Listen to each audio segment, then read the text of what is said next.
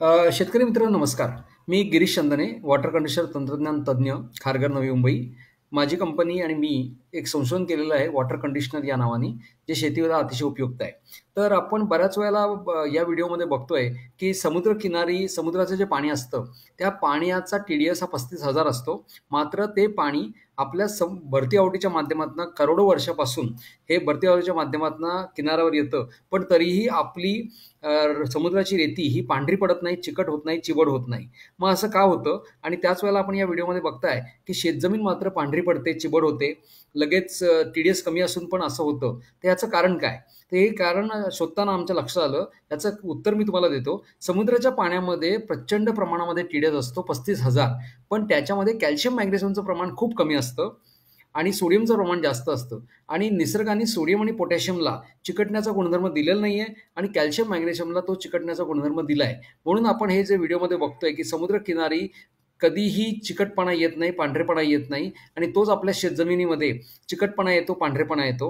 आणि त्याच वेळेला आपण वॉटर कनेक्शनच्या माध्यमातून जेव्हा शेतीला पाणी देतो, तेव्हा आपली जमीन जी पांढरी पडलेली असते, तो पांढरेपणा हळू कमी होतो.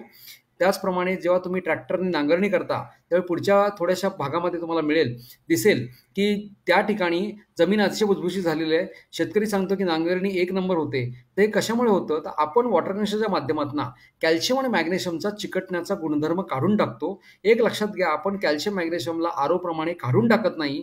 आपण सर्व क्षार आतमध्येच असतात, पण ते त्याचा चिकटण्याचा गुणधर्म पूर्णपणे सोडून देतात आणि आपला जो प्रश्न असतो तो निकाली निघतो. वॉटर कंडिशनरला कधीही देखभाल लागत नाही, कुठलाही मेंटेनन्स खर्च येत नाही. त्याला 5 वर्षाची गॅरंटी येते आणि हे अतिशय आधुनिक आणि जादुई तंत्रज्ञान आहे. तर हा व्हिडिओ ऐकल्याबद्दल आपले मनापासून धन्यवाद. गेल्या वर्षी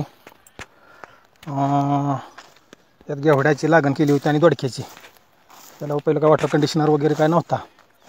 पण आत्ता वॉटर कंडिशनर टाकल्यापासून ड्रीपवर सगळं हे बेडवर भिजलेलं आहे आणि एकदम असं भुसभुशीत, म्हणजे काय सुद्धा ह्याला म्हणजे अशी माती एकदम सॉफ्ट निघते, चिकटपणा कसला नाही.